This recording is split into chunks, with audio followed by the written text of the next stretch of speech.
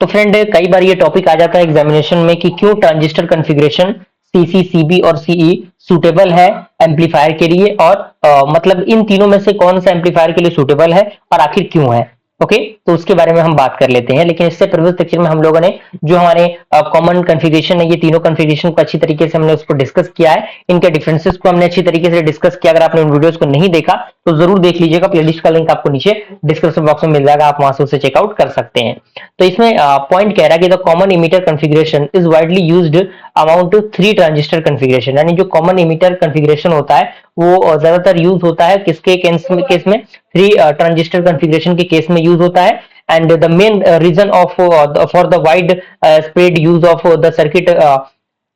Arrangement are as follows, यानी main reason क्या है इसका, उसका मेन रीजन सबसे पहला है द सीई, सीई स्टैंड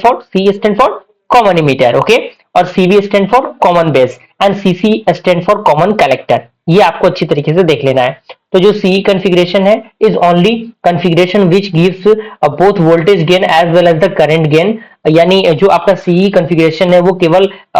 उस कॉन्फ़िगरेशन पे लाइज करता है जिसमें दोनों यानी वोल्टेज गेन और करंट गेन ग्रेटर देन हो the unit in the case of CC configuration, okay, voltage and voltage gain is less than the unity, and in case of CB configuration current is gain in less than unit, यानी जो आपका CE होता है उसमें जो current होता है वो दोनों कंडीशन में ग्रेटर होता है, और जो CC कॉन्फ़िगरेशन होता है उसमें वोल्टेज गेन जो होता है वो लेस देन होता है यूनिटी से, और जो सीबी कॉन्फ़िगरेशन होता है उसमें जो करंट गेन होता है वो क्या होता है, लेस देन यूनिटी होता है। और जो पावर गेन होता है, power gain is the product of voltage gain and the current gain, यानी जो पावर गेन होता है प्रोडक्ट पावर गेन जो आपका गेन है प्रोडक्ट ऑफ वोल्टेज का, वो गेन जो होता है वो करंट गेन के क्या होता है, कहीं ना कहीं ग्रेटर होता है, यानी उससे बड़ा होता है। और इसके अंदर कह रहा है कि the CE configuration gives the current gain nearly equal to the current gain provided CC configuration and यानी कहने का मतलब क्या है कि जो CE configuration है वो करंट गेन को प्रोवाइड करेगा किसके इक्वल, जो आपके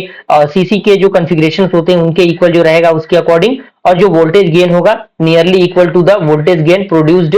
provided by the CB configuration and hence the power gain of the CE amplifier is much greater than the power gain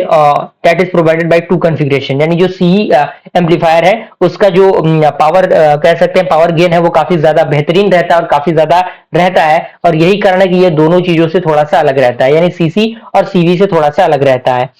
second point कह रहा है कि in the common circuit emitter the ratio of the output resistance to the input resistance is small and may range from the 10 ohm to 100 ohm, यानी जो common emitter circuit है यानी CE है उसका जो रेशियो है, उसके रेजिस्टेंस का जो रेशियो है वो उसका स्मॉल होता है, और उसका जो रेंज होता है वो लगभग 10 ओम से 100 ओम के बीच में होता है। And although in other connections the ratio of the output resistance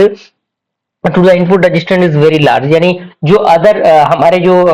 configurations हैं उसमें जो आपका जो रेजिस्टेंस का फ्लो होता है वो काफी ज्यादा लार्ज होता है, and hence the coupling becomes highly inefficient due to the large mismatch of resistance. तो यही कारण है कि ये चीजें यहाँ पे यूज की जाती है। तो मुझे पूरी उम्मीद है कि ये चीजें आपको अच्छी तरीके से समझ में आ गई होंगी, एक दोबारा प्रैक्टिस करेंगे सारी चीजें कवर अप हो जाएंगी। ओके,